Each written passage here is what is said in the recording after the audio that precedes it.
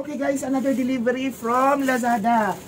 Ito kasi, ibibigay ko to sa isang kapatid ko. Ewan ko kung ito yun na, hindi tayo sure kasi hindi ko pa nakikita yung aking mga order form dun sa aking Lazada page. But anyway, tingnan natin. Pero palagay ko, ito na nga yun. Ay, it's small pala. But this is siguro sufficient na kasi ilang layer naman ito eh. Ilan pa lang naman kasi yung mga plants niya.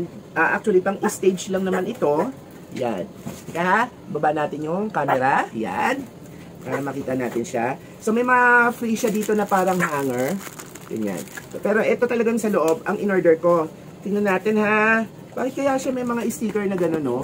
Clear sticker, hindi ko rin alam ha. Pero palagay ko may kaugnayan to doon sa pagbubuo nito. Let's see. Kasi wala naman siyang instruction manual or what. Pero ito siya talaga. So I ordered 1, 2, 3, 4, 5 layer. Yan, tama to, tama. So, gupit natin ng maayos kasi just in case may sira, pwede natin i-return, di ba? Kasi minsan kasi itong mga online tuba-tuba na to, ay may kasama siyang nakakatuwa naman. Pero may nakikita ako, may kasama siyang screwdriver, di ba? Para self-setting na siya kung kailangan nyo. Ang likot ng dalawang alaga ko, sorry ha, medyo gumagalaw yung camera. Ito yung mga platform niya guys, oh. Set up natin siya. Ganito yung mga platform niya. So, malaki-laki na rin. Pwede na rin naman, di ba? Tapos, ganun-ganun siya. Tapos, meron siyang acrylic sides. Ito. Ay, bakit ganun yung acrylic sides? Siguro sticker lang na dapat pambalatan. Buuin ko ha. Buuin ko dahan-dahan kasi medyo matagal to kapag pinakita ko pa sa inyo. Tapos, explain ko nila kung paano ko nabuo. Okay? Balikan ko kayo.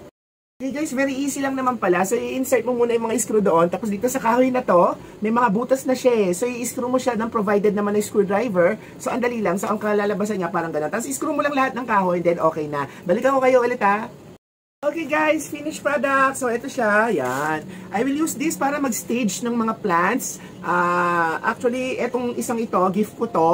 Pero, I will also buy for myself. Hindi ko alam kung bibili pa ako, hindi na eh. Kasi, meron naman ako dati pa. Pero, ibang klase din naman yon. Pero this one is better pala. So, namali ako ng order. Pero, I should order for myself eventually kapag medyo naka-LL na tayo, luwang-luwang. Pero this one is a gift para sa isang tao na medyo malungkot. So, ito na siya. Okay, tapos itong white na to, it's just something to peel off. Yan. Ayan, diba? Ang ganda niyang i-stage, no? Pakita ko sa inyo in a picture yung sample ng staging, ha? Pero hindi kasi ko to pwedeng gamitin pa. Papakitaan ko lang kayo kung anong sample yung sinasabi ko sa inyo kung paano mag-stage. Actually, yung isa ko kasing kapatid, marami na siyang Francosi ay na halaman. So, sabi ko, gawan ko siya ng grow light. Tapos, gawan ko siya ng stage. So, this one is the stage. Pwede niyang ilagay dito yung mga halaman. Tapos, together with the grow light. Ang ganda-ganda tignan nito sa tabletop. Diba? Kung mapapansin nyo, ganito kalaki yung ano niya, ha?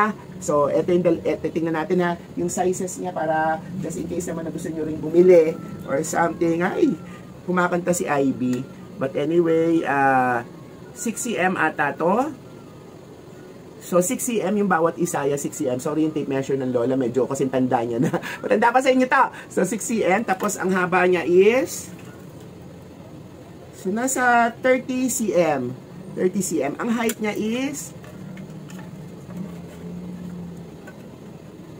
nasa 21 cm. Yan. So, this one is very good for a small table, especially in the office. Lalong-lalo na dun sa mga, bawa yung may mga drawer, yung pang makeup drawer or something like that. Tapos gusto nila i-display yung mga items nila na pwedeng ilagay dito.